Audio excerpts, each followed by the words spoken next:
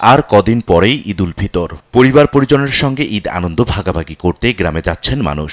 এই ঈদ যাত্রা নিরাপদ ও স্বস্তিদায়ক করতে কাজ করছে ঢাকা মহানগর পুলিশ।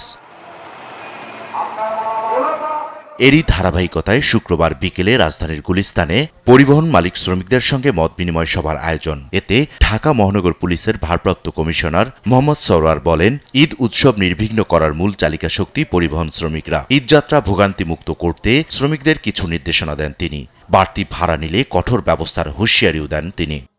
মলম পার্টি এদেরকে ধরায় আপনারা সহযোগিতা করবেন, কারণ আপনারা চিনবেন কারা প্যাসেঞ্জার, কারা কি বলে ছিনতাইকারী, মলম বাস বা বিভিন্নভাবে অপহরণকারী বা প্রতিরোধ করে, এদেরকে আপনারা চিনবেন।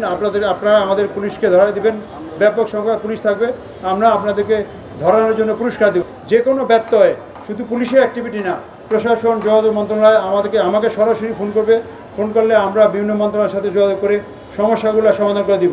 এ সময় শ্রমিক নেতা শিমুল বিশ্বাস বলেন, সবার সহযোগিতায় এবারের ঈদ হবে আরও সহজ। ঈদ পরবর্তী সময় পরিবহন সেক্টরের যুগান্তকারী পরিবর্তন আনবে সরকার বলেও জানান তিনি। দুই ঈদ আমরা নির্বিঘ্নে পার করতে পেরেছিলাম, এর চাইতে আর একটু বেটার।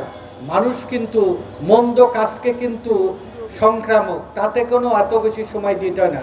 মন্দ কাজ এমনি বেড়ে যায়, কিন্তু ভালো কাজ পরিচর্যা করতে হয়, তাকে লালন করতে হয়, পালন করতে হয়, রক্ষা করতে হয়। কোনো সরকারকে আমরা দোষারোপ না করে সবাই মিলে ভালো কিছু করব। এদিকে সকালে রাজধানীর গাবতলীতে ফিটনেসবিহীন ও লক্ষ্যর বাস চলাচল বন্ধে মোটরযান ওয়ার্কশপ এবং বাস কাউন্টারে মোবাইল কোর্ট পরিচালনা করেছে ডিএমপি। ইকবাল অনিক, দেশ টিভি, ঢাকা।